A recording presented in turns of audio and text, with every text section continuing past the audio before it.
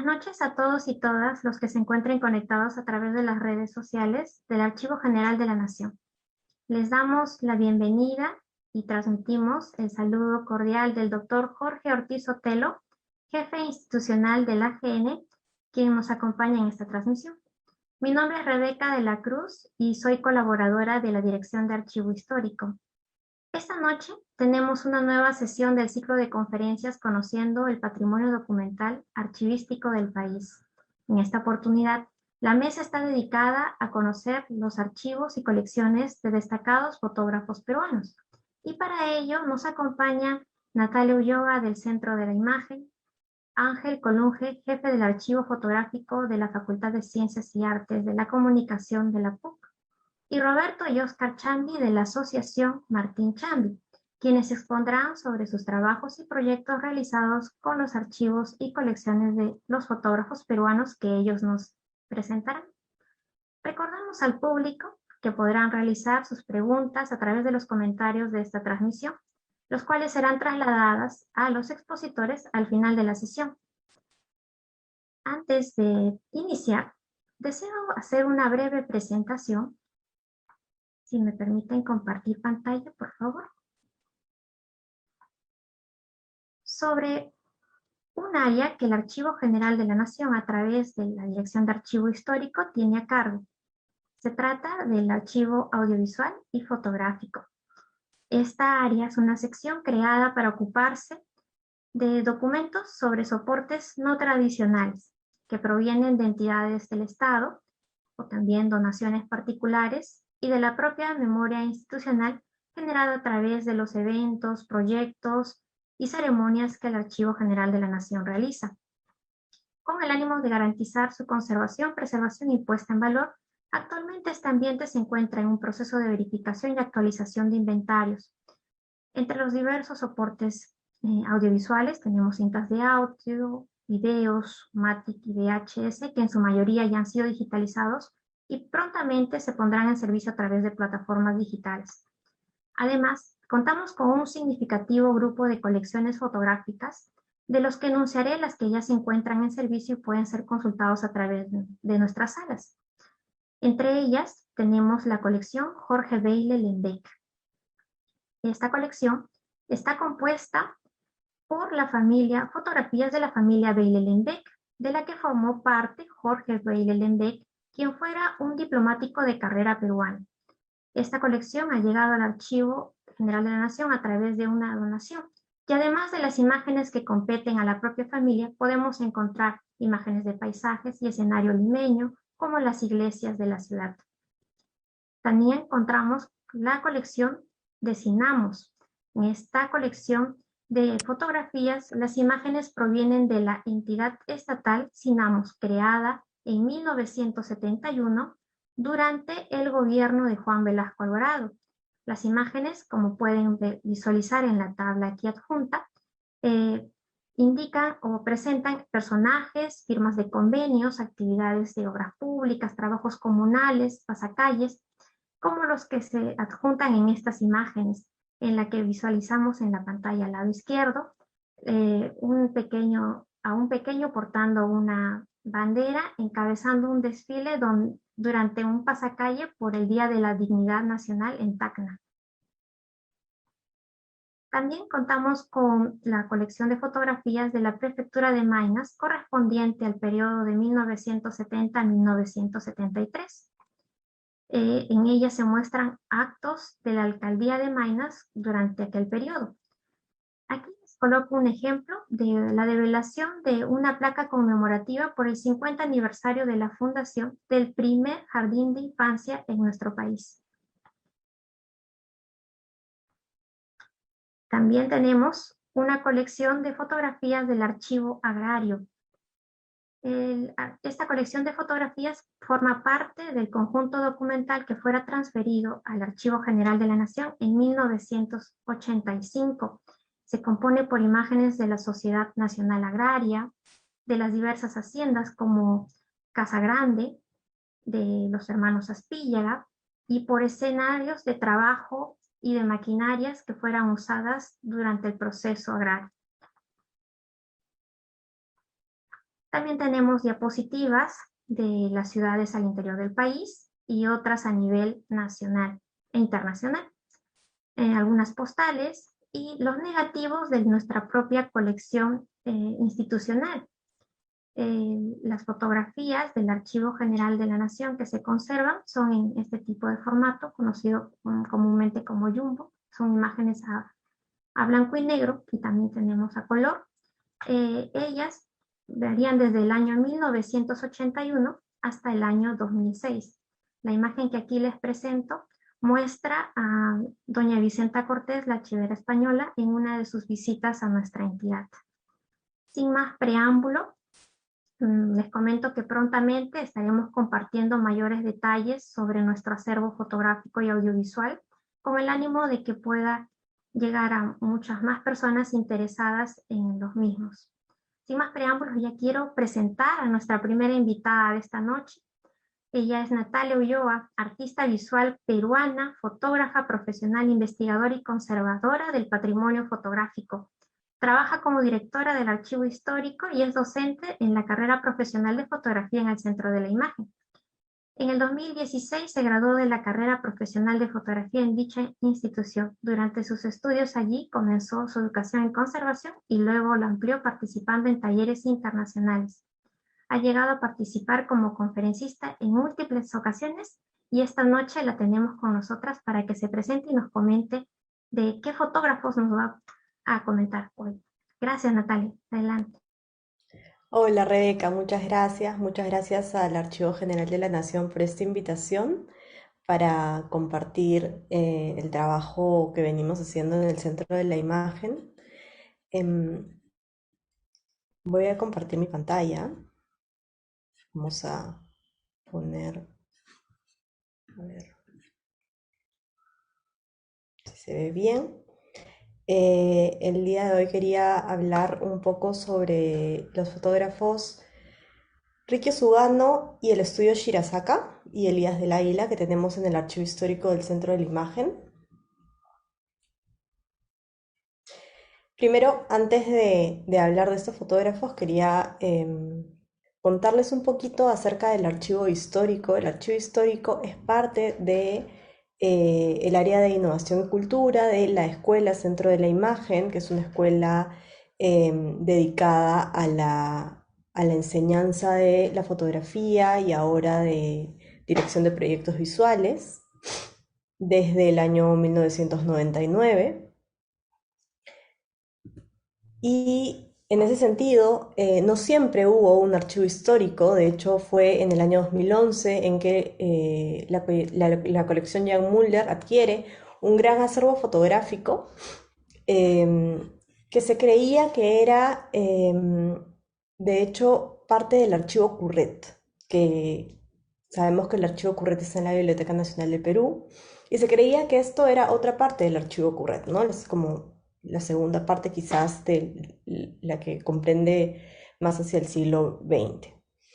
En el año 2012 se crea el área de conservación, se implementa la bóveda. La bóveda es este espacio de almacenamiento que están viendo aquí. Y en ese año se empiezan a hacer investigaciones respecto a este gran acervo que se había adquirido. Se se dan cuenta que no solamente es este gran acervo que supuestamente era el archivo Curret, sino que habían también otros pequeños fondos fotográficos de otros fotógrafos. En el año 2013 empieza el proyecto de conservación inmigrantes japoneses y entre el año 2014 y 2015 tenemos el proyecto de conservación del archivo Curret. Aún se creía que era archivo Curret, ahora voy a explicar un poco qué fue lo que pasó. Gracias a un apoyo de Harvard, que es un programa para bibliotecas y archivos latinoamericanos que tiene Harvard. Entonces, durante esos años se trabajó en eso. Y gracias a también otro fondo internacional, durante el 2019 y ese año se hizo el proyecto de preservación de los negativos plásticos del Fondo de Elías del Águila, pasando por la pandemia en medio. Quería primero hablar un poquito del Fondo de Inmigrantes Japoneses, teniendo en cuenta que estamos hablando de fotógrafos peruanos. Me parecía también importante hablar de este fondo. Este fondo fue uno de los pequeños fondos que decía que llegaron inicialmente, ¿no? con el gran acervo que se había adquirido, y se fecha entre 1923 y 1924. Se trataba de 153 negativos de nitrato de celulosa y 6 negativos en vidrio. Tenemos aquí una de las fotografías, un poco para introducir quién fue Rikyo Sugano. Rikyo Sugano nace en 1887, muere en 1963 y fue un explorador japonés que hizo 8 expediciones mundiales. En su tercera expedición, en su tercer viaje, él llega al Perú en 1923. ¿Y qué es lo que hace aquí en el Perú? Se contacta con el estudio Shirasaka. El estudio Shirasaka es un estudio que lo conforman, ahorita no recuerdo el nombre del fotógrafo, pero se apellidaba Shirasaka. Era un fotógrafo procedente de la prefectura de Fukushima, que es de donde es Rikyo Sugano. Y gracias a esta persona es que Rikyo Sugano puede viajar por todo el Perú y hacer las fotografías que hace. Entonces, por eso es que cuando hablamos del Fondo de Inmigrantes Japoneses, no solamente hablamos de Rikyo Sugano, sino también del estudio Shirasaka. El estudio Shirasaka aún no ha sido muy estudiado. Tenemos y conocemos de fotografías firmadas, ¿no? como estudio Shirasaka, pero digamos que lo poco que conocemos es a través de Rikyo Sugano. Entonces, ¿qué es lo que se fotografía?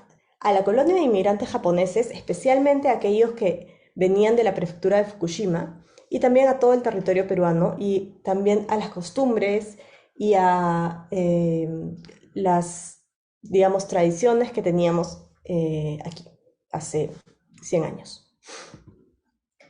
Un poquito de historia.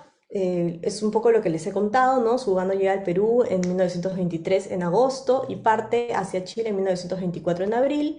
Él era de Fukushima, en Japón, y visitaba a los inmigrantes que venían de Fukushima, ¿no? Viajó por Huaral, por Chancay, por Chiclayo, por Cañete, por Mollendo, y también hay registro de la sierra y selva peruana.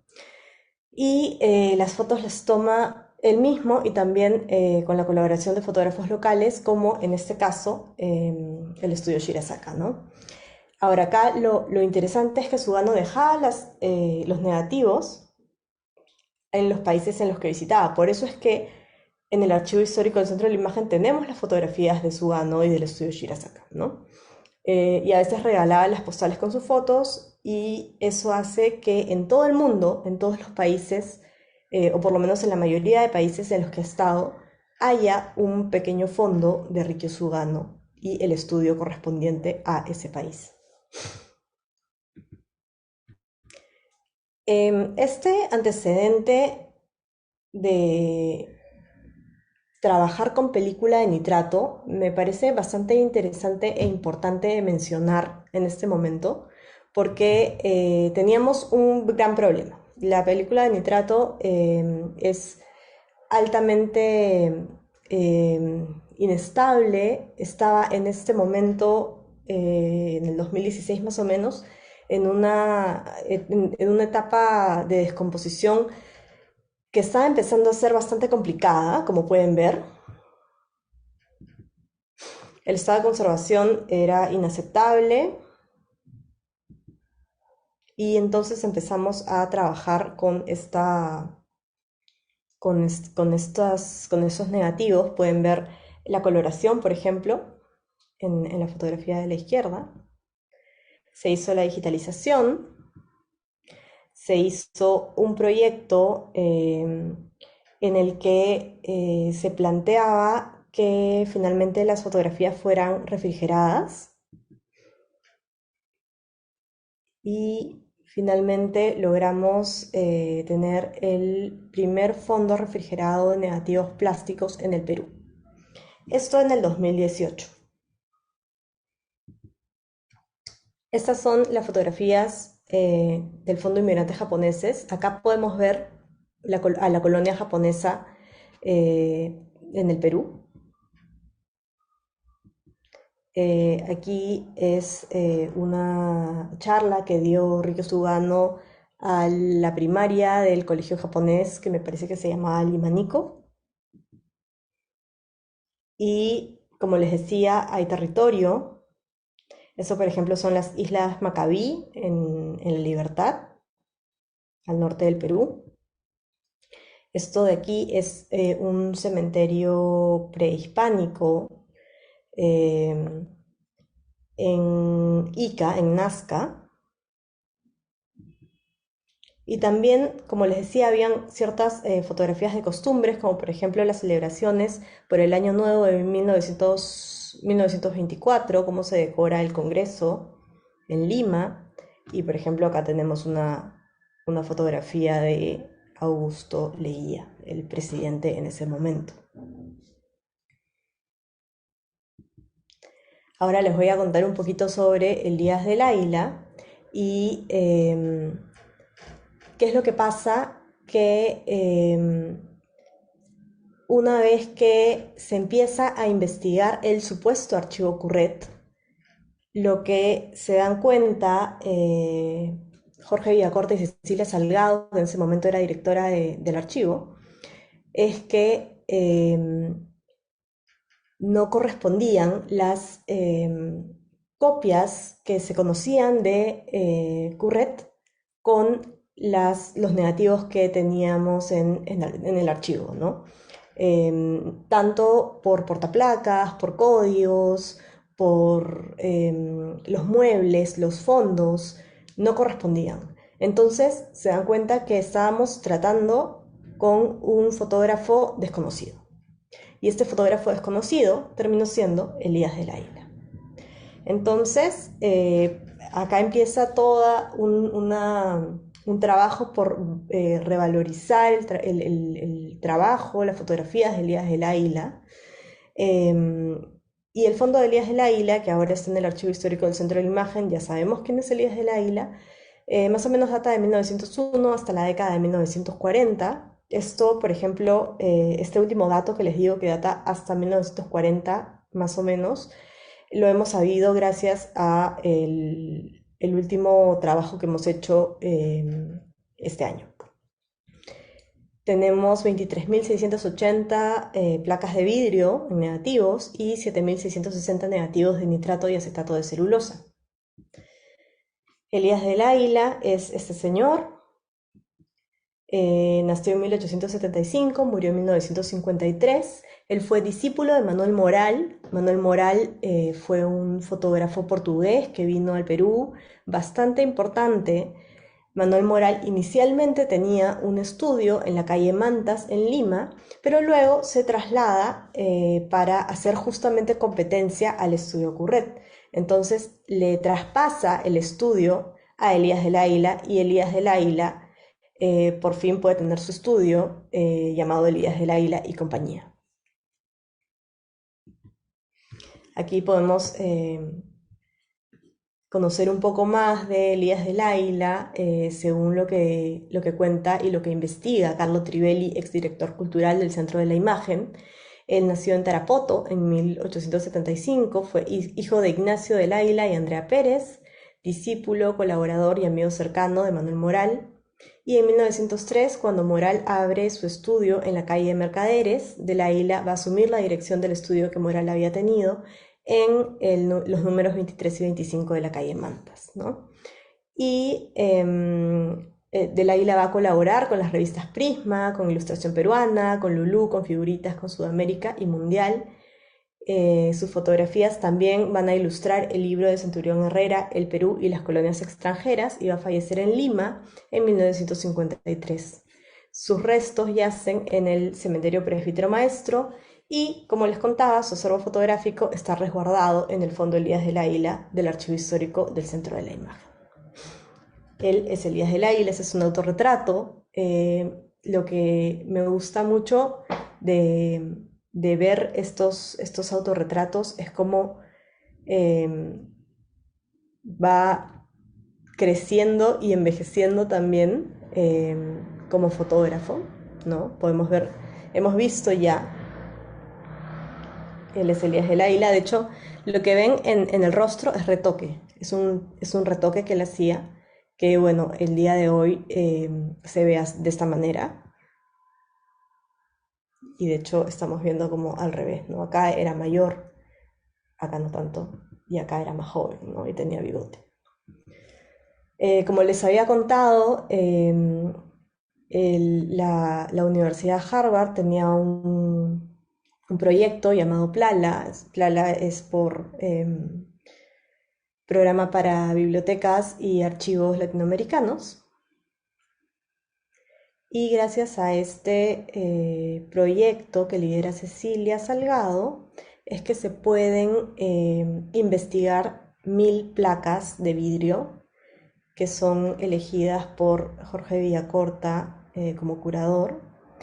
Lo que estamos viendo aquí es parte de una limpieza de las placas y podemos ver que hay un retoque con grafito en el rostro y en la mano de esta niña.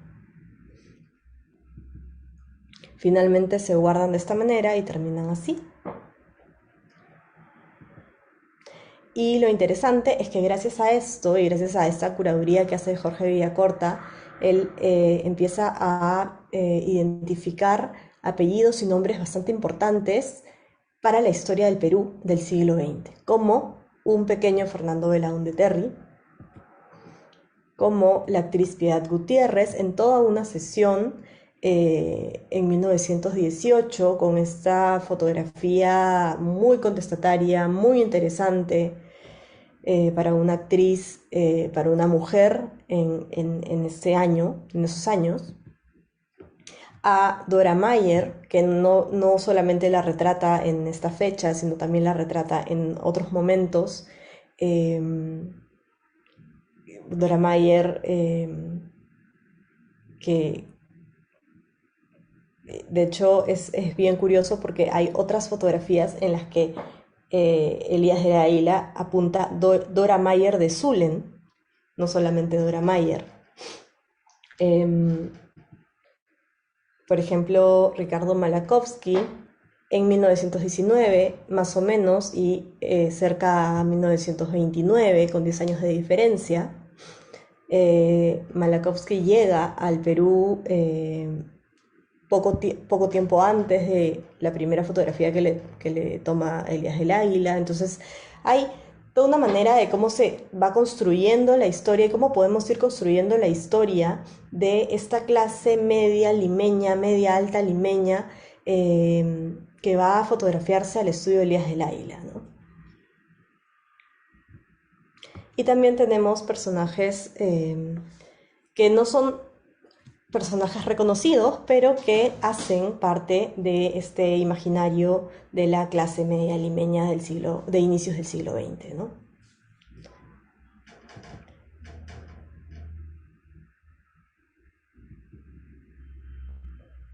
También es interesante encontrar, eh, acá no tengo el nombre, es el señor Pun, esa es la familia de Elías del Águila, otra familia. Algo interesante en Elías del Águila es que fotografía mucho niños. No era tan común encontrar, no es tan común encontrar tantas fotografías de bebés y niños en archivos de este tipo.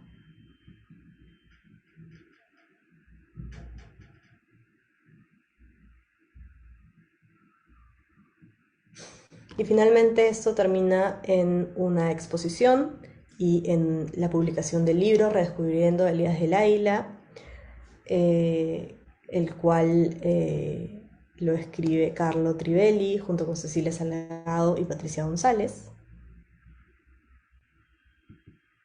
Y esto, lo que acaban de ver es las placas de vidrio, pero luego teníamos los negativos plásticos. Y los negativos plásticos estaban en un estado, como pueden ver, muy, muy, muy deficiente, ¿no? En temas de conservación, como pueden ver aquí también. Entonces, aplicamos al Endangered Archives Program, que recibe fondos del Arcadia Fund, y propusimos este proyecto de conservación, de preservación, que termina en un congelamiento. Se hace la catalogación, se hace el cambio de guardas provisionales, una codificación, un reporte de condiciones, una limpieza y finalmente la digitalización. Que hasta ahora seguimos viendo, porque en la catalogación podríamos ver, por ejemplo, retrato de un hombre, pero luego si un historiador entra y mira esta catalogación puede identificar quién es más o menos esta persona, ¿no? Puede ponerle un nombre quizás. En estos casos no habían inscripciones casi en las 7.660 fotografías. Entonces es un poco más difícil poder nombrar a estas personas, pero poco a poco estamos haciéndolo, estamos reconociendo rostros y reconociendo personajes importantes también de la historia del Perú del siglo XX. Se hizo gracias a que ya teníamos la experiencia del proyecto de refrigeración de inmigrantes japoneses, se hizo finalmente un congelamiento. No es, en ambos casos no hemos trabajado con equipos, digamos, profesionales para refrigerar y congelar, sino más bien nos hemos adaptado y han funcionado bastante bien. Y podemos decir que en el Bicentenario de la Independencia de la República del Perú, este año podemos tener con Elías del Águila el primer fondo de negativos fotográficos congelados en el país. Muchas gracias. Esto es todo y le doy pase a Rebeca. Muchas gracias, Rebeca. Gracias, Natalia. Qué interesante escuchar sobre estos fotógrafos y todo el proceso que vienen realizando dentro del centro de la imagen, tanto para la preservación, la conservación, ¿no? Y la puesta en valor de este patrimonio, de un acervo tan importante como son los archivos fotográficos que, además de su contenido en sí, por la memoria de los fotógrafos, representan también una visión social de la sociedad, como bien tú ya lo ibas indicando a través de las imágenes que nos mostrabas. Bueno, entonces vamos ahora a dar el pase a Ángel Colunge. Él es licenciado en periodismo y magíster en antropología visual por la Pontificia Universidad Católica del Perú, docente de fotografía y jefe del área de fotografía en la Facultad de Ciencias y Artes de la Comunicación, en donde administra los fondos de Tajos, Daniel Pajuelo y Jaime Rasuri. Ha desarrollado investigaciones vinculadas a la representación fotográfica de la violencia y el colectivismo fotográfico, cuyos resultados se han publicado en diversas revistas académicas nacionales. Asimismo, se ha desempeñado como curador y en el 2016, en representación del Archivo Fotográfico de Tajos de la PUC, recibió el premio Personalidad Meritoria de la Cultura del Ministerio de Cultura. Adelante, Ángel, por favor, preséntanos esta noche el archivo fotográfico del cual nos vas a hablar.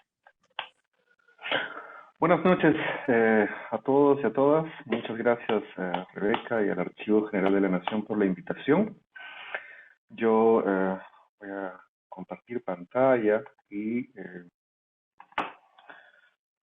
inmediatamente voy a pasar a comentarles sobre el archivo fotográfico de la Facultad de Ciencias y Artes de la Comunicación. Como dijo Rebeca hace unos instantes, Está compuesto por el Fondo de los Talleres de Fotografía Social, de TAFOS, una experiencia llevada a cabo entre 1986 y 1998. Este proyecto consistía básicamente en dar las facilidades técnicas a grupos humanos organizados en diversos lugares del país para que hicieran trabajos de registro fotográfico en sus propios espacios, ¿no? Con el fin de que pudieran utilizar las imágenes resultantes en productos de comunicación orientados a resolver objetivos propios de la organización a la que pertenecía. Entonces estamos hablando de grupos de estudiantes organizados, de grupos de sindicatos obreros, organizaciones de base distritales, grupos de comunidades campesinas, ¿no? El resultado de este trabajo de 12 años se donó en 1998 a la Universidad Católica y cuenta entre 150.000 y 200.000 fotogramas de 35 milímetros, copias en papel, planchas de contacto y documentos administrativos de diversa índole. Del mismo modo, contamos con el fondo del fotógrafo Daniel Pajuelo, quien fuera inicialmente fotógrafo del proyecto TAFOS en el taller de El Agustino. Posteriormente se desenvolvió como coordinador de talleres y luego como ya fotoperiodista en diversos medios locales. El fondo de Daniel Pajuelo está conformado por imágenes tomadas entre 1990 y 1998 o 99. Fue donado en dos partes, en el 2007 y 2012, por su familia.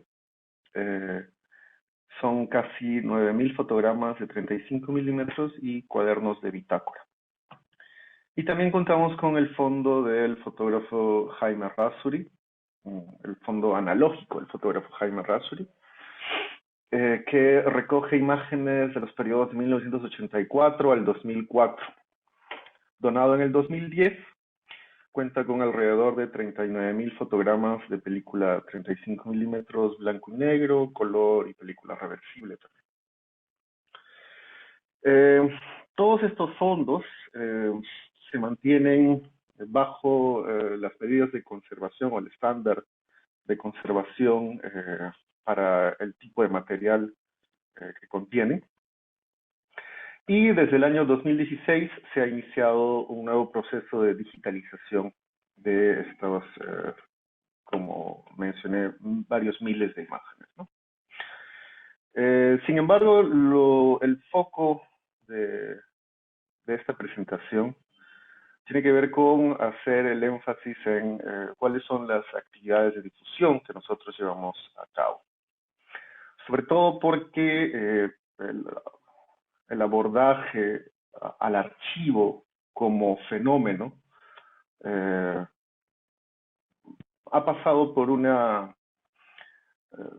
autocrítica, ¿no? En la cual es importante no solo tenerlos conservados, ¿no? Tener el objeto de cultura material en buen estado, sino también en que éste sea accesible al público en general.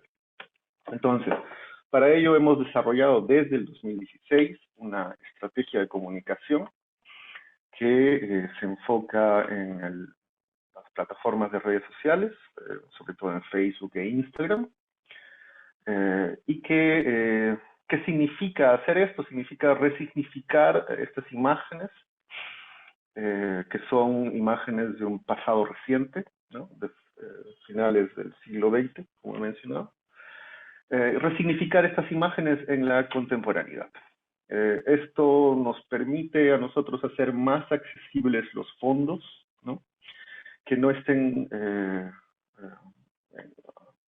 rodeados de un halo oscuro, sino de que su presentación o su accesibilidad permita que sean reinterpretados, resignificados, ¿no? Significa también, o ha significado, incorporar el programa político-ideológico o ideológico-político de estos fondos, ¿no? Cada fondo, cada archivo contiene su propio programa originario, y además cuando se convierte en un archivo, se convierte también en, o adopta también el programa de la institución que lo alberga, ¿no? En ese sentido había que considerar los contextos sociopolíticos en los cuales se funcionaron tanto los talleres de fotografía social como el contexto y las subjetividades propias de los fotógrafos de Daniel Pajuel y Jaime Razo. Esto significa, nuevamente, ¿no?, reconocer el fin político y expresivo de cada uno de estos fondos, de indagar primero sobre estos fines políticos y expresivos y nuevamente, ¿no?, respetar o tratar de respetarlos. Significaba también incorporar los significados adquiridos con el paso del tiempo, ¿no? Como las características contrahegemónicas que se le han asignado a la fotografía de Tafos, ¿no?, a la fotografía también de Daniel Pajuelo, como pueden ser también imágenes que subvierten representaciones hegemónicas, ¿no? Cómo es que además se convierten primero de ser fondos o archivos o imágenes no hegemónicas al pasar al estar bajo la protección, ¿no?, de una institución como la Universidad Católica, ¿no?, se reconvierten quizá en archivos o fondos ya no subordinados, ¿no?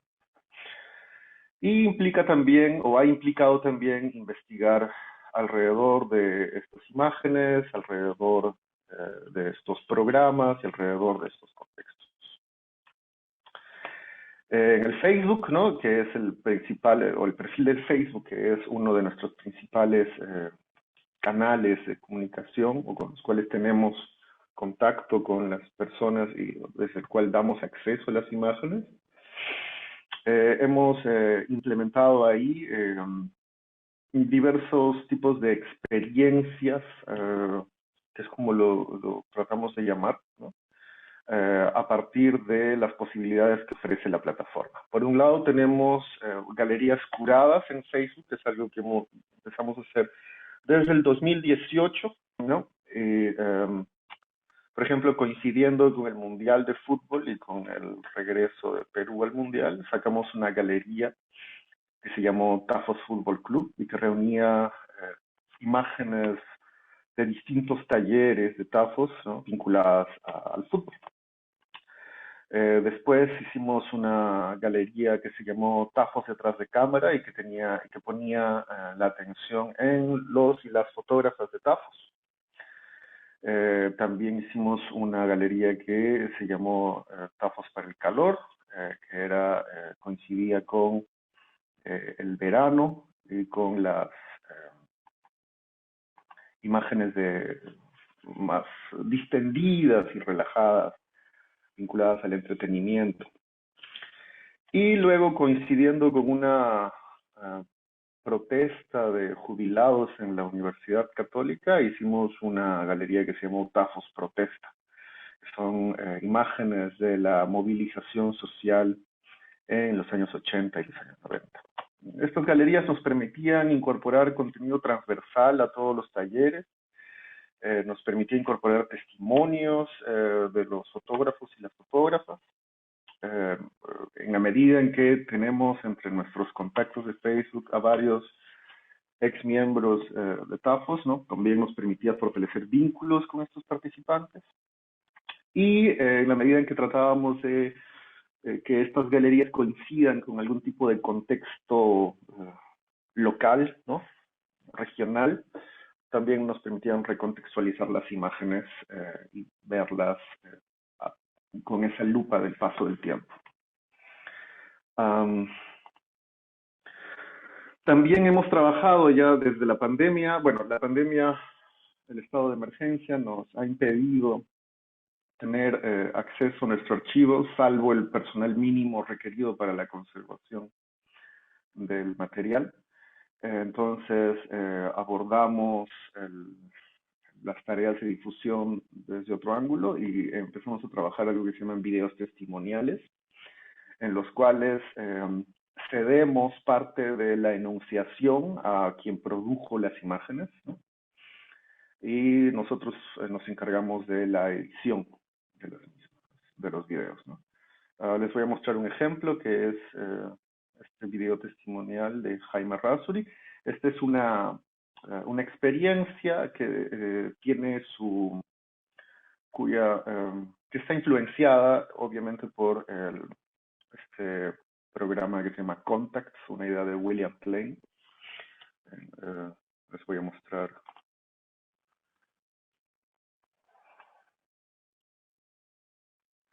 Esta es uno de estos ejemplos de unas imágenes del fotógrafo Jaime Rasuri.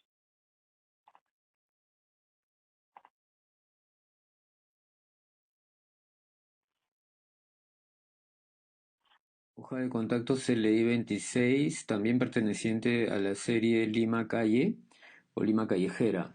La foto que más me gusta de esta serie de tiras es la foto en la que aparece un personaje completamente centrado, con un peinado al estilo Elvis Presley, en la esquina de la calle Guayaga con la avenida Bancay.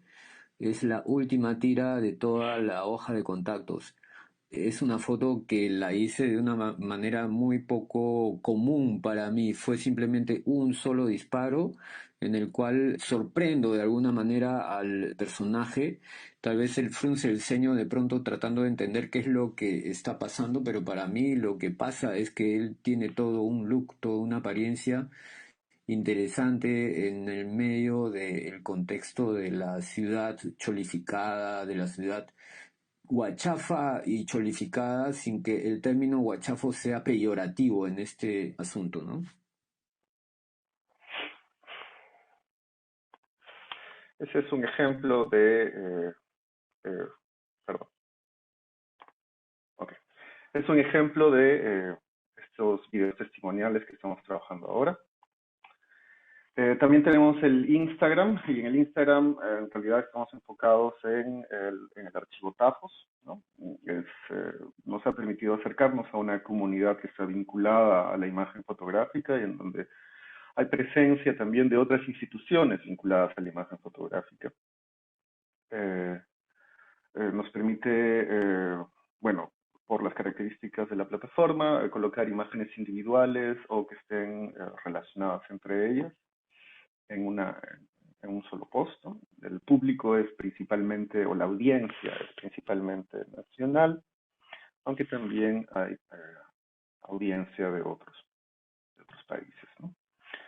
Y también hemos tratado de dar mucho énfasis a la parte de investigación académica, en la medida en que estos fondos están inscritos en una institución académica, ¿no?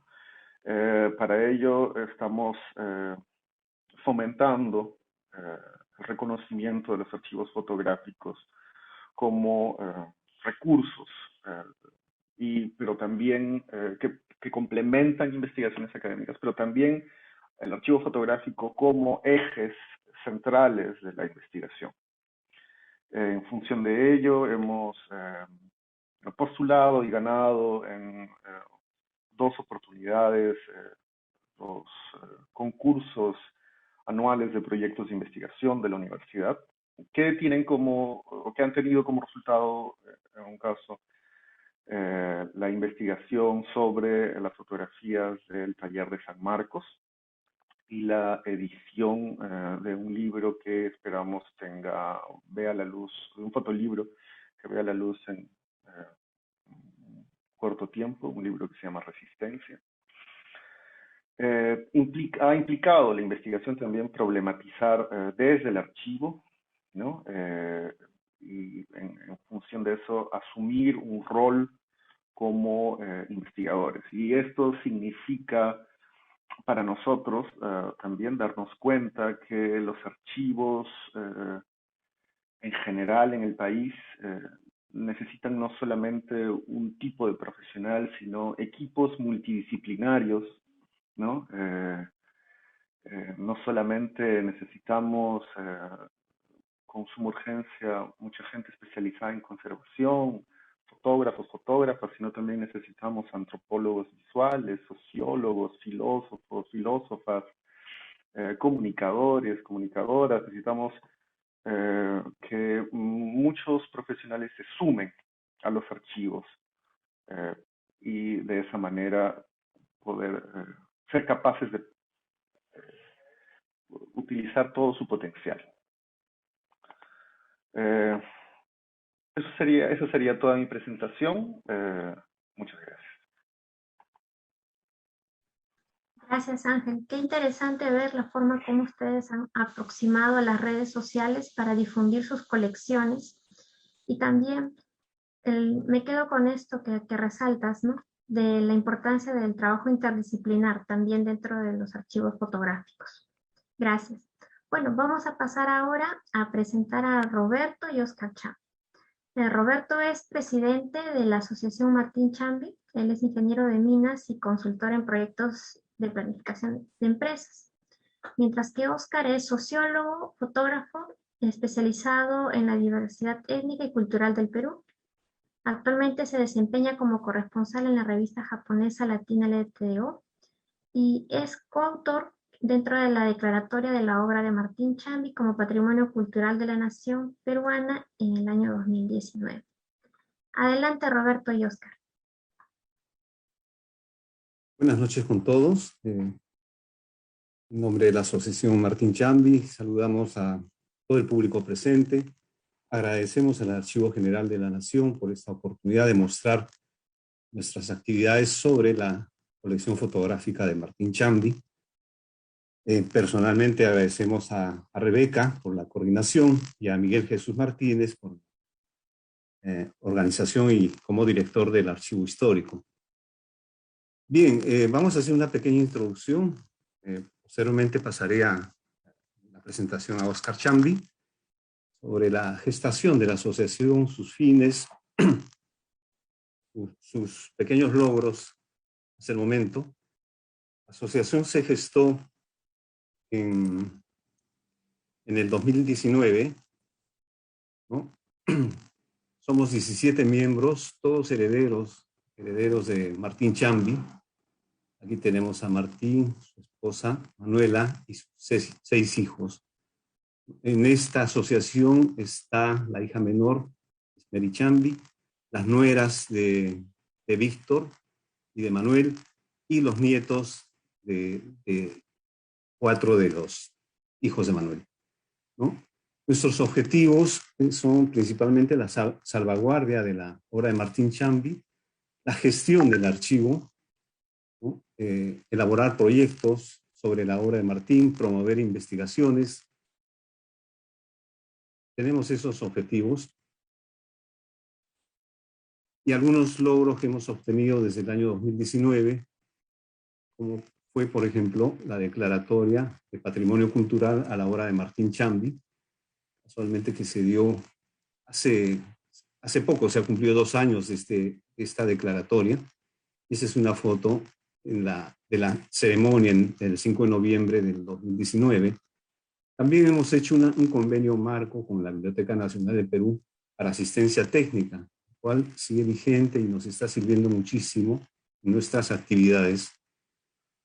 Y finalmente, otro logro importante, hemos obtenido un financiamiento para el proyecto de salvaguardia de la obra de Martín Chambi.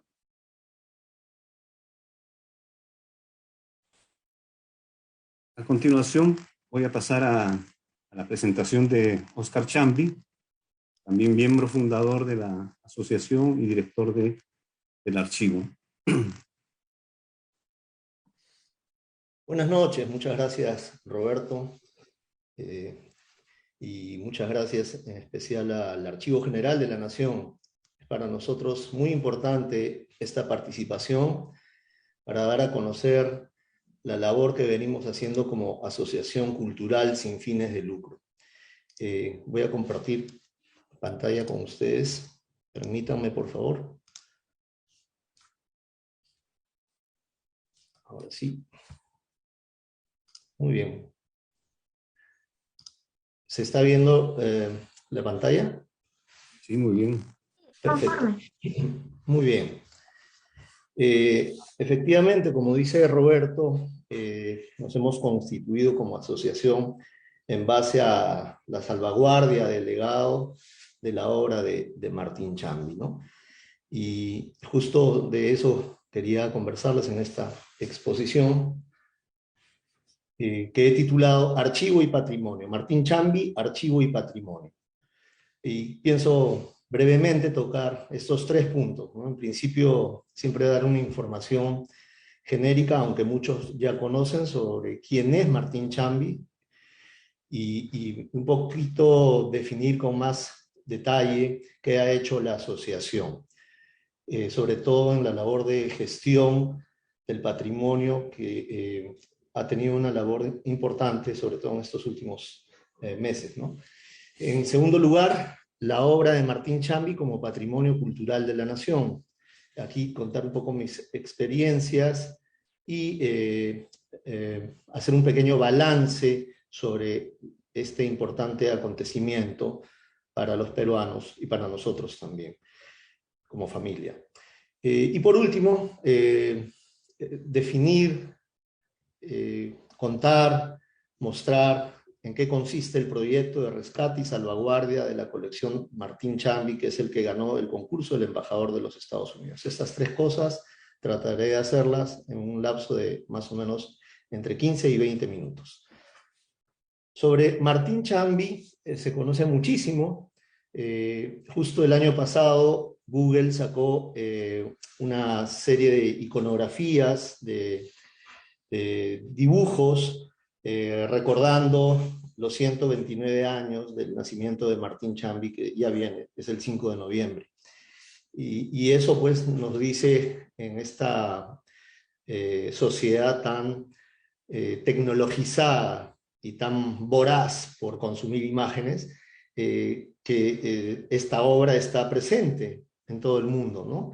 Entonces, se conoce muchísimo, es verdad, hasta Google. Yo pienso que esa descripción que hizo el año pasado es fabulosa porque estudió muchísimo la vida, la biografía, ¿no? Se empapó bastante y pudo sintetizarla en pocas imágenes. Pero en concreto lo que se dijo fue esto, que nació en Coassa en 1891, el pueblito de Coassa está en Carabaya, Puno, y está a 3.783 metros sobre el nivel del mar. En realidad, hasta ahora, Coassa se mantiene en una situación de extrema pobreza. Es el mismo origen que albergó el nacimiento de Martín Chambi, ¿no? Más o menos, miren, para que ustedes tengan una idea, las fotos que él tomó en la década del 20 y que constantemente en su retorno a Coassa podía regalar y dedicar a la familia, ¿no? A su familia. Estas son fotos dedicadas a su hermana Feliciana, y estas son una foto que, por ejemplo, regaló a nosotros, a nuestra familia, por Pascuas, ya muchos años después, pero cada familiar nuestro tiene una foto dedicada de Martín, y en muchos casos alusiva a su tierra natal. Esto es Carabaya, cerca a Coassa, ¿no? Las anteriores todas son en Coassa. Entonces él valoraba mucho sus orígenes, valoraba mucho su identidad cultural. Si bien él nació en Puno y se apellida Chambi, es bueno saber que Chambi también corresponde a Puno y a la región o a la cultura aymara, pero en este caso el apellido Chambi que lleva Martín corresponde a la cultura quechua, y él era quechua hablante. Entonces esto lo llevó entre muchos factores, a migrar hasta Arequipa para poder aprender el arte de la fotografía, y luego instalar su estudio en el Cusco en 1920, ¿no? Ya en más o menos 1925 podía tener fotos de este tipo de su propia familia. Y lo que hemos hecho posteriormente, los descendientes, es asociarnos, agruparnos y coincidir en las múltiples profesiones y oficios que existen en la familia para tener un solo ideal, un solo objetivo, ¿no? Rescatar ese patrimonio, rescatar ese gran legado del abuelo Martín Chambi. Aquí en la foto podemos ver a Roberto como presidente, pero está Lucrecia Echegaray, que es nuestra madre y a la vez descendiente también, ¿no?, de este gran legado. Lo mismo que Illari Chambi es hijo de Víctor, y su madre, María Elena Mellado, nuestra tía, también viene a ser parte de esta familia y también está comprometida en la asociación. Y aquí cada quien tiene diversas profesiones y oficios, desde los nietos hasta los bisnietos. Esto es lo importante que quería resaltar, porque es una asociación donde todos participamos con nuestras especialidades para poder seguir o definir estos objetivos que nos hemos propuesto. En primer lugar, salvaguardar y difundir la obra de Martín Chambi. Y esto nosotros nos basamos en esta palabra maestra que UNESCO ha designado, que es salvaguardia. Y salvaguardia quiere decir proteger, ¿no?, cuidar, restaurar, recrear, difundir la obra de algún artista que nos represente, como es el caso de Martín Chambi. Nosotros queremos efectivamente difundir este legado, y que además la vida y obra llegue a la población, porque lamentablemente muchos peruanos no conocemos esta obra. Se ha conocido en el extranjero, repito el caso de Google, y de muchos museos del mundo que exhiben o que han exhibido su trabajo, y de muchas publicaciones que dan cuenta del trabajo, pero no se conoce a profundidad en el caso del propio Perú, ¿no? Nuestros alumnos, por ejemplo, yo enseño en algunas universidades, y cuando pregunto no conocen la obra de Martín Chambi. Lo mismo seguro les ha pasado a los colegas que me han antecedido, Natalia o Ángel, que trabaja en la Católica, seguro ha recibido experiencias similares, ¿no? Y lo mismo pasará con Tafus, y lo mismo con Elías del Águila y con Curret. Entonces creo que es importante que nosotros promovamos estos proyectos que incentiven a la cultura de la memoria de nuestros fotógrafos nacionales. Finalmente, lo que queremos conseguir con la asociación es crear un museo donde se pueda ver y difundir de mejor manera el trabajo. Entonces, aquí quisiera detenerme en los logros que ha tenido la asociación que Roberto mencionó, este trabajo con la BNP, que ha tenido una continuidad, ¿no? Empezó con María Emma Manarelli y ha continuado con Ecioneira, y esperemos que siga con el siguiente director o directora que está por nombrarse, porque ya tenemos un afianzamiento, una relación muy consolidada mediante un convenio, y en la práctica también, ya les voy a contar más adelante. El otro logro que hemos tenido muy importante institucional es contactarnos con la Biblioteca del Congreso de los Estados Unidos, quienes nos llevan una delantera tremenda en tecnología, y obviamente por la cantidad de archivo que ellos manejan, es más o menos la meta que tiene aquí la Biblioteca Nacional del Perú y el Archivo Nacional de la Nación, ¿no? General de la Nación, perdón, que nos ha convocado hoy. Imagínense esta capacidad que tiene el Estado de tener estas dos instituciones peruanas, ¿no? Sería excelente para poder catalogar y manejar muy bien este tremendo patrimonio que hay en el país. Entonces, claro, esta tecnología y estos saberes nos van a permitir a nosotros mejorar nuestra calidad de conservación, ¿no?, que es lo principal.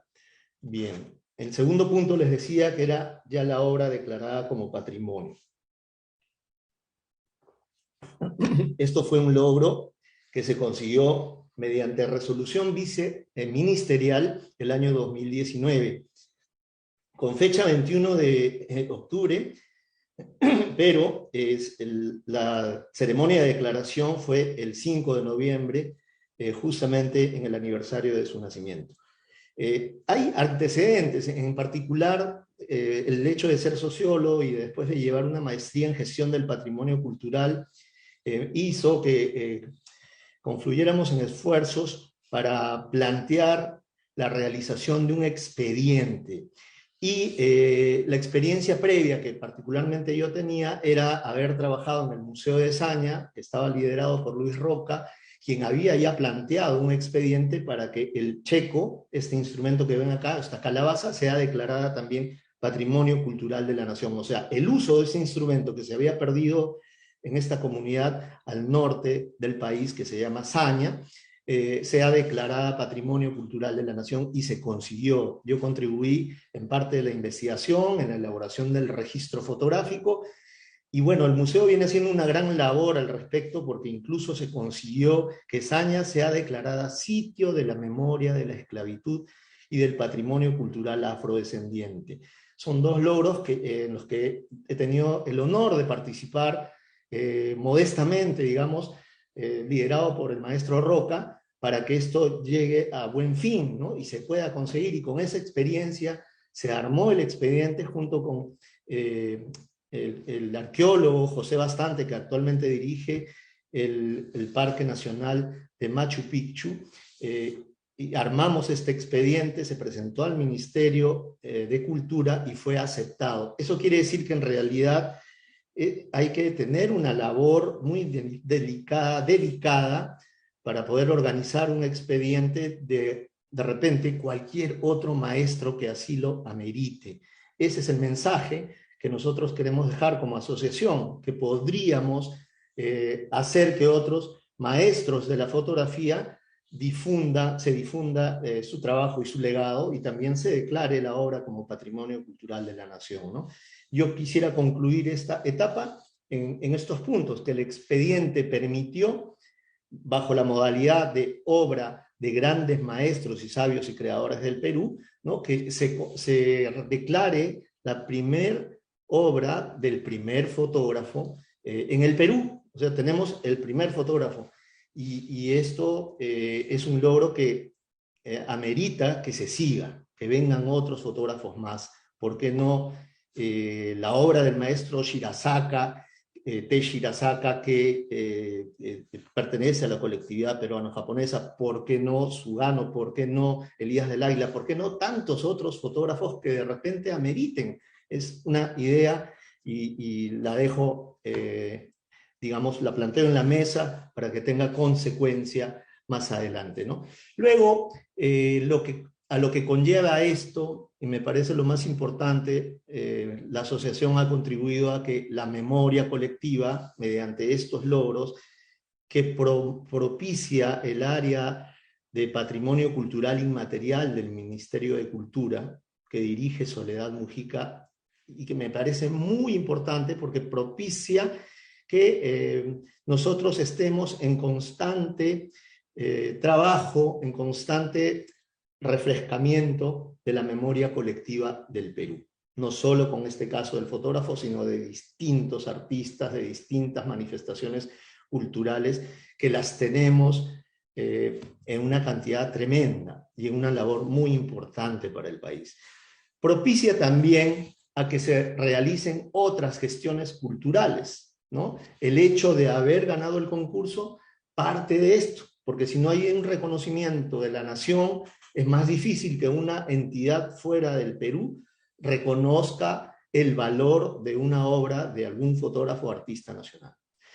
Y también propicia a que nosotros participemos de la memoria del mundo. Es decir, que la obra de Martín Chambi pueda estar en el registro de la memoria del mundo. Para eso falta un buen tramo y estamos seguros que vamos a trabajar bastante para ello, ¿no? Bien, aquí estamos entrando a la fase final de esta exposición, y es explicarles en qué consiste el proyecto de rescate y salvaguardia de la colección Martín Chambi. El proyecto que ganó el fondo del embajador hace poco, ¿no? Salió en la portada del diario El Comercio, de Luces, y de muchos otros medios de comunicación que le dieron cobertura. Algo que a mí me llamó la atención, porque si hablamos del comercio, de repente 40 o 50 años atrás era más difícil que se reconozca a un fotógrafo, no por ser el diario, sino porque en general la obra de los fotógrafos era poco reconocida.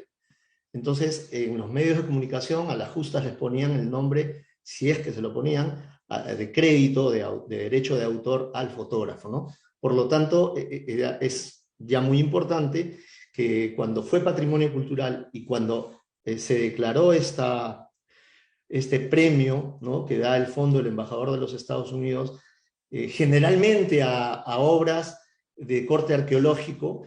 Claro, fue una noticia tremenda porque fue la primera vez que se da a un proyecto de la Edad Moderna, del siglo XX, ¿no?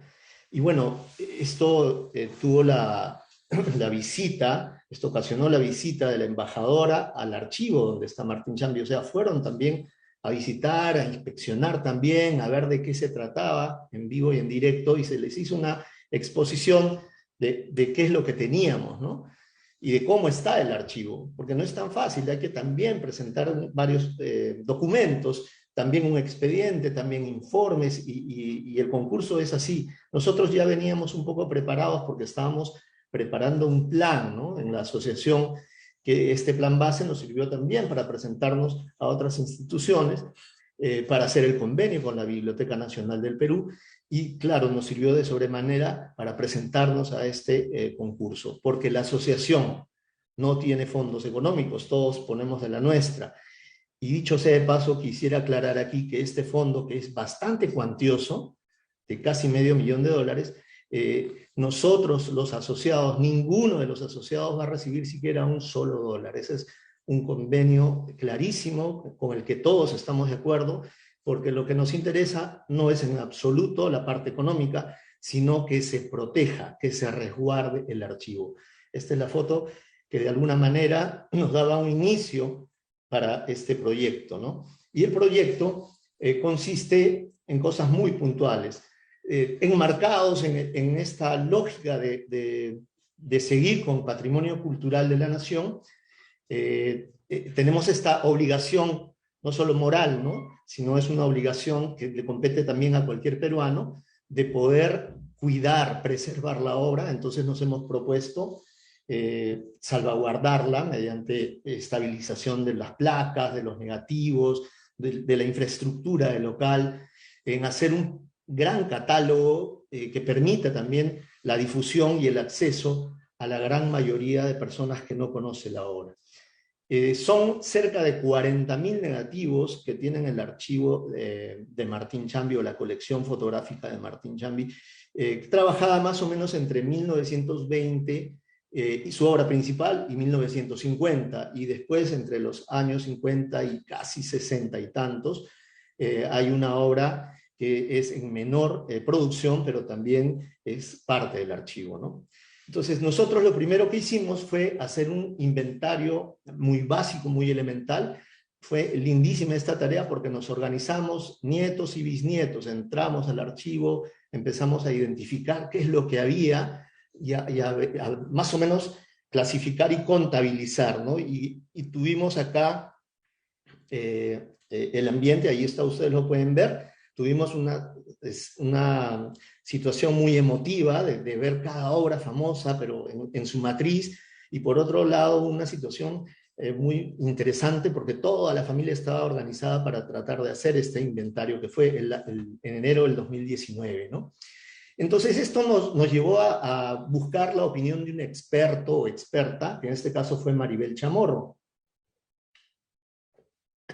para que haga el diagnóstico, ¿no? Ella primero lo hizo a nivel personal y luego, bajo el convenio, a nombre de la biblioteca, ya de manera institucional, ¿no? En 2 etapas este diagnóstico. Entonces, lo primero es que en realidad este espacio que ustedes ven acá, que está en un edificio moderno, pero que tiene bastantes riesgos, sobre todo a la humedad, al ingreso del agua, de las lluvias, ¿no? A que no había protección ni de incendios ni antisísmica, y tenía estos gabinetes que almacenan las casi 40.000 placas o negativos, incluso también hay negativos de película que tiene el archivo de Martín Chambi, que no son aptos para la conservación. Estos gabinetes son los famosos melamines, que son, y acá están los conservadores como Natalia, que podrá dar fe de ello, que son altamente contaminantes, que no es la forma de albergarlos, ¿no? Que además las placas se encuentran en sus cajas originales y empiezan a degradarse estas cajas y a contaminar la emulsión química de los vidrios y de las películas. Que los soportes, además, algunos, en muchos casos, están quebrados o ya por la manipulación excesiva se han maltratado, como el caso de esta famosa obra emblemática del gigante de Yusko, que miren cómo está en su detalle. Y aquí cito las palabras técnicas de Maribel, ¿no? Dice, por múltiples abrasiones, procesos de óxido, reducción de plata, restos de adhesivo, hendiduras, rayaduras, huellas dactilares que se pueden apreciar incluso acá en este detalle que hemos hecho de este famoso negativo, ¿no? Que están todas adheridas y bueno, los negativos en muchos casos se encuentran así. Nos permite, o le permitió a Maribel Chamorro, experta, conservadora ella de la Biblioteca Nacional del Perú, llegar a esta conclusión de que nuestro archivo se encuentra en riesgo. Contradicción tremenda. Se conoce por el mundo, pero la parte interna no se había conocido y lamentablemente no estaba protegido y no estaba cuidado, ¿no?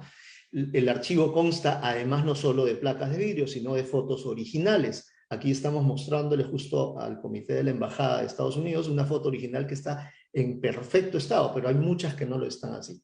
A la derecha es una foto original también con el negativo que no lo es. Entonces tenemos en el archivo de Martín Chambi varias fotos originales que ameritan la conservación. El proyecto consiste en estos tres ejes principales, ¿no? La preservación de los negativos, la digitalización y la catalogación. Obviamente una preparación antes de llegar a estos tres procesos y al final la difusión con los resultados, ¿no? Estos tres procesos, preservar el negativo, o sea, estabilizar la placa, luego tomarle una foto, digitalizarla y luego catalogarla, ponerle información, se tienen que hacer en simultáneo para luego guardar los negativos en una nueva bóveda totalmente acondicionada, mejorada, ¿no? O sea, reestructurada, rediseñada, y eso permita la larga conservación, ¿no? En el organigrama que nos hemos planificado para este proyecto es el siguiente, ¿no? El grupo de la asociación va a participar junto con la embajada como fuente cooperante y financista, pero hay una cabeza que tiene que dirigir todo este proyecto y este organigrama en el que ya nos hemos puesto de acuerdo todos, ¿no? Y además hay un grupo de consultores que allí vienen estos lazos externos que hemos tratado a nivel nacional e internacional, ¿no? Entonces, la dirección curatorial de este proyecto recae sobre Mayu Moana, es una gran fotógrafa y curadora, muchos ya la conocen, que tiene pues en antecedente de haber dirigido Yuyanapac, el gran proyecto de la Comisión de la Verdad, con miles de negativos. Ha rescatado también el trabajo de Baldomero Alejos, el gran fotógrafo ayacuchano, también con miles de negativos, y ha rescatado y ha salvaguardado la obra de Gonzalo de Reparás, un fotógrafo español que hizo un excelente trabajo en Perú. Esta experiencia y además su carácter, su expertise la hace idónea para dirigir este proyecto. En realidad en la embajada estaban contentísimas con esta decisión que tuvimos, la familia también estaba contentísima, y nosotros lo que hacemos con ella es darle la confianza para que ella arme un grupo, y bueno, este proyecto lo ponga en ejecución. Obviamente se discutió con ella y ya está en ejecución el proyecto. Mayo acaba de llegar del Cusco, ha hecho enormes avances que seguro prontamente ya tendremos oportunidad de comentar. Los productos que vamos a tener: queremos una página web, queremos exhibiciones digitales e impresas, queremos que haya galerías de cielo abierto en el Cusco, galerías itinerantes, y que sobre todo llegue a las comunidades, que la vida y obra de Martín Chambi llegue a las comunidades del Cusco, así como él hacía cuando volvía a Coasa y regalaba fotos. Nosotros queremos lo mismo para la región del sur andino del Cusco, ¿no? Esto nos va a permitir dar sostenibilidad en el proyecto. Regálenme por favor 2 minutos, estoy en 23 minutos y acabo con esto. La sostenibilidad consiste en lo siguiente: en que el proyecto tiene que dejar a especialistas capacitados en conservación, en digitalización y en catalogación. Estos capacitados serán cusqueños, serán puneños, serán de la región surandina y que puedan tener acceso a estas técnicas. Eso es lo que nos importa mucho. Y que el archivo Martín Chambi o la colección Martín Chambi, con los equipos y con la infraestructura nueva, puedan dar otros servicios para otros archivos regionales, nacionales y, por qué no, internacionales. Esto nos va a dar sostenibilidad en el futuro. Finalmente, de lo que se trata, y esperemos que esta es otra gestión que tenemos en mente, que resulte del proyecto también, es generar un gran museo, Martín Chambi, no en el lugar donde han visto, que va a estar sumamente protegido y muy resguardado, ¿no? Y muy salvaguardada la obra, pero que necesitamos de un mejor espacio para poder difundir más cosas que se tienen en propiedad de los herederos. Las cámaras, por ejemplo, las cámaras originales, los artefactos, los accesorios, una serie de cosas que se pueden mostrar a la comunidad del Cusco, a los visitantes nacionales e internacionales que pudieran acudir a este museo, que no lo pensamos como un museo tradicional, sino más bien como un museo comunitario, dirigido para las comunidades y también moderno, interactivo, electrónico, ¿no? Que corresponda al espíritu que tenía Martín Chambi, un espíritu abierto, un espíritu de carácter multidisciplinario, que se pudo entrelazar con muchos artistas y muchos cultores de la época. Finalmente, porque queremos y estamos convencidos en que la cultura es un derecho, y ese derecho lo debemos tener todos los peruanos, y ese derecho de acceso a la obra de Martín Chambi es lo que queremos que se valga, es lo que queremos que se haga valer y que se pueda difundir en los colegios, con los niños, y que así como en México conocen la obra de Diego Rivera o de Frida Kahlo, en Perú los niños puedan hablarnos sobre la obra de Martín Chambi, nacido en Coassa. Muchas gracias por su participación y bueno, atento a las preguntas y a los comentarios. Muchas gracias, Oscar, por la participación en esta noche. Bueno, sí, hay preguntas del público. Primero, para Natalia, ¿podrías comentarnos un poco más sobre el proceso de digitalización de los negativos? Sí, hemos tenido dos procesos diferentes. En el caso de los negativos del Fondo de Inmigrantes Japoneses, a ver, no sé si puedo compartir aquí muy rápidamente. Por ejemplo, aquí digitalizamos con un escáner, con un Epson Perfection B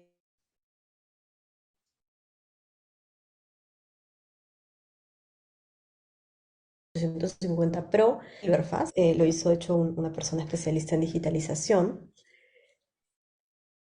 Y este escáner, por ejemplo, es un escáner especial para fotografías. Y algo que de hecho no he mencionado que es muy importante es que en el momento de digitalizar,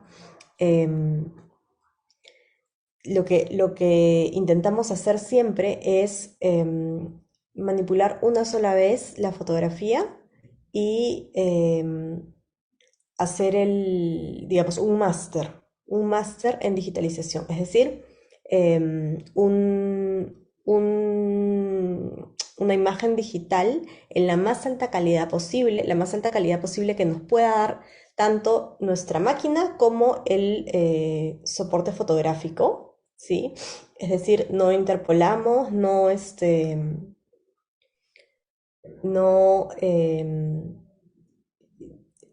agrandamos más la fotografía de lo que nos permite tanto el software como el soporte mismo, ¿no? De la fotografía. Eso por un lado. Esto se hizo en el año 2016, si no me equivoco, con inmigrantes japoneses, pero en el año 2019, no, 2021, hicimos la digitalización con cámara para el fondo de Elías del Águila.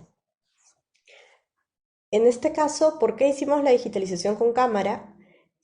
Porque necesitábamos hacer un proceso de digitalización muy rápido de muchísimos negativos, ¿sí? En el caso de inmigrantes japoneses teníamos 153 negativos plásticos, entonces era bastante manejable poder hacerlo con un escáner. En este caso, teníamos en ese momento 2.410 negativos plásticos que digitalizar en un mes. Entonces optamos por digitalizar con cámara y utilizamos testigos para la digitalización. Los testigos son, por ejemplo, la regla o un color checker que luego nos va a permitir calibrar correctamente la fotografía.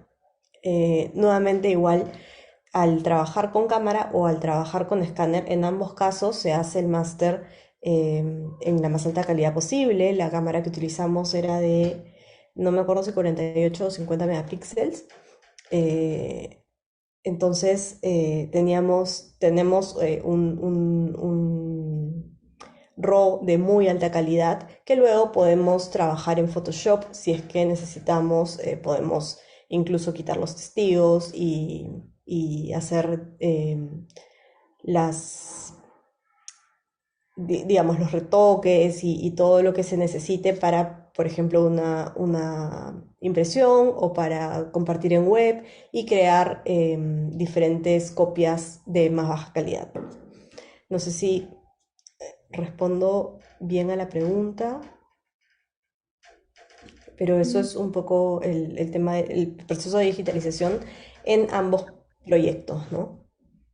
Creo que sí, es algo que no conocemos mucho sobre el proceso de digitalización para negativos y está bastante claro con lo que nos has indicado, Natalia. Muchas gracias. Algo chiquitito que no dije es que para los negativos es un poco obvio, pero lo voy a decir, se tiene que digitalizar por transmisión de luz. Es decir, el escáner especial para negativos te permite escanear, valga la redundancia, negativos, transmite la luz, ¿sí? Entonces, digamos, no se podría digitalizar en un escáner común. En el caso de la digitalización con cámara, se puede trabajar con flashes o se puede trabajar con una mesa de luz LED. Eso. Muchas gracias por esos puntos, Natalia. Bueno, hay más preguntas para, para Ángel. ¿Cómo se podría acceder a consultar los archivos que custodia? Sí, muy bien, gracias por la pregunta. Los archivos, en este momento tenemos nosotros una selección en la página web de cerca de 12.000 fotografías. La página web está solamente hay que poner Tafos en Google y lo primero que va a aparecer es el sitio web que está alojado en la Universidad Católica. La ruta es un poco larga porque está alojado dentro de la Universidad Católica. Pero en unos minutos puedo copiar y pegar en el chat del Zoom la dirección para que puedan compartirla en Facebook de repente y así también resolver esa duda. Nosotros lo podemos Esta, hacer. esta selección de 12.000 imágenes de Tafos son de libre acceso, cualquier persona puede verlas. No es no es una gran digitalización, ni son imágenes en alta resolución, porque se digitalizaron copias fotográficas, copias de papel fotográfico muy chiquitas, que eran las copias que se utilizaban durante los años de funcionamiento de Tafos, cuando personas interesadas iban a la institución y pedían ver imágenes, ¿no? Entonces les daban una especie de archivadores de tarjetas en los cuales podían revisar estas copias. Entonces la digitalización que hicimos originalmente, porque no queríamos tocar los negativos, fue hecha a partir de estas imágenes. Recién hemos empezado desde el 2016 a trabajar en una digitalización que en realidad se está haciendo sobre todo en función de las solicitudes que llegan al archivo, ¿no? Porque el acceso, o mejor dicho, recibimos solicitudes de diversas instituciones, investigadores, público en general, y prácticamente atendemos todas las solicitudes, ¿no? Entonces se avanza poco a poco en función de esas solicitudes y también en función de las tareas de difusión a través del Instagram y el Facebook, ¿no? Eh, si se necesita tener más información sobre los otros fondos, entonces lo único que tiene que alguien interesado necesita hacer es escribirnos al correo archivotafos@pucp.edu.pe, indicándonos qué es lo que necesita y para qué lo necesita, y estas solicitudes se tramitan en 24 horas aproximadamente y se da una respuesta. Si tenemos información en línea en estos momentos, la compartimos inmediatamente.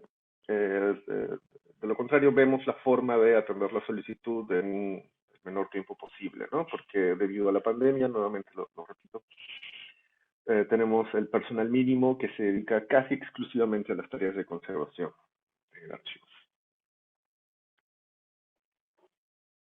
Gracias, Ángel. Entonces, por ahí nos comparte los datos para también hacerlos llegar por los comentarios de la transmisión en vivo para que quede como registro al público. Bueno, gracias.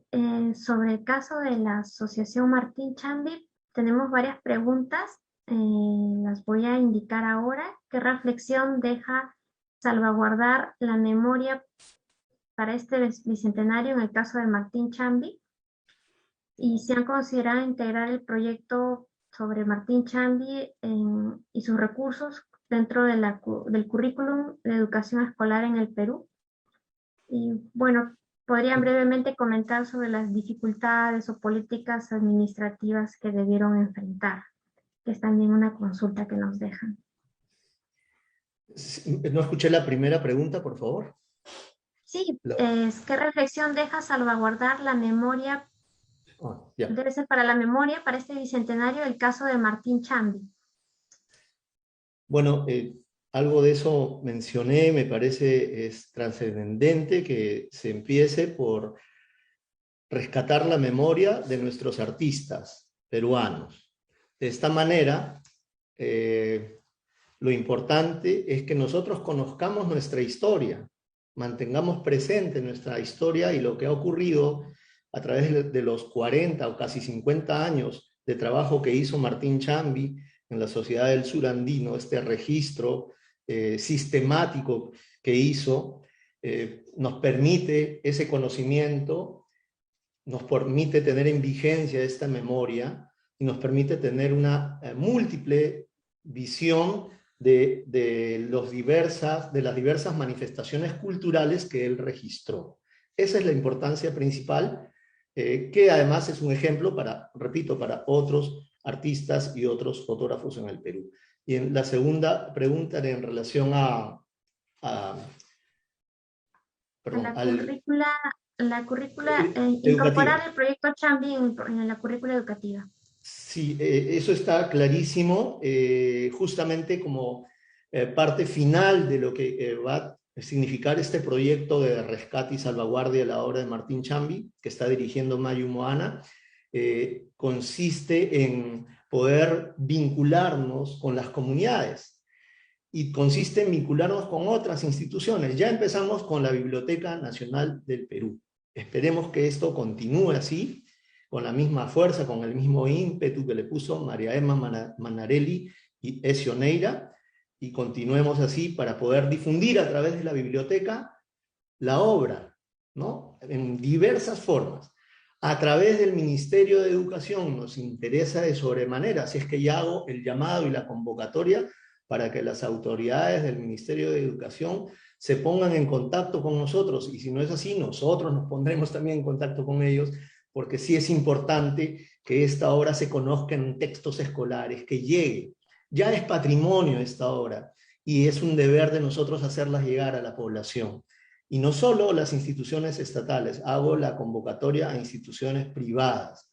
Aquí están las universidades privadas, están las instituciones académicas, instituciones sin fines de lucro, que estoy seguro nos van a abrir las puertas.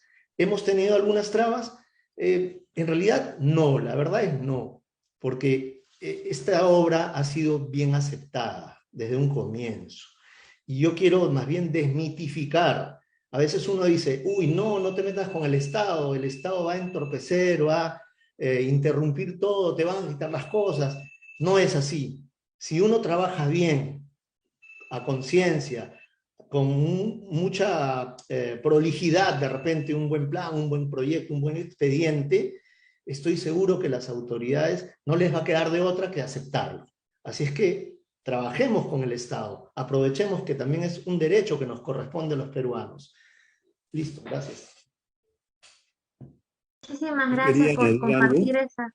Sí, por Yo quería favor. añadir algo sobre, sí, efectivamente, no hemos tenido mayor traba, respondiendo a la pregunta de Jano Sandoval, que nos llega desde Chile.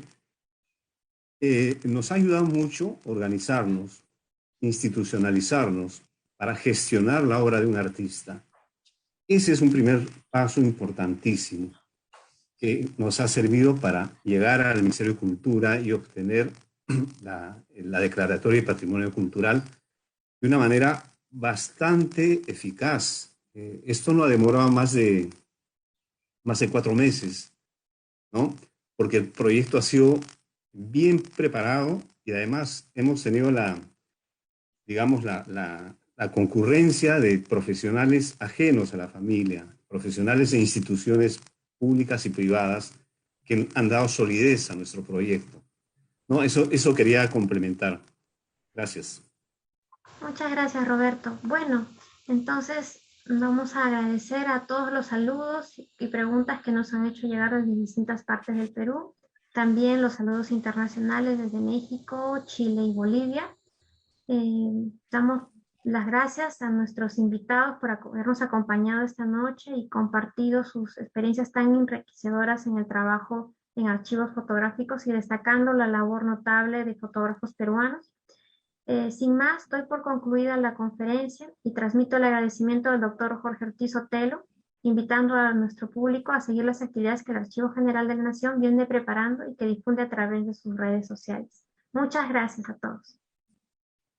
Muchas gracias. Muchas gracias, Rebeca. Muchas gracias. Gracias. Chao.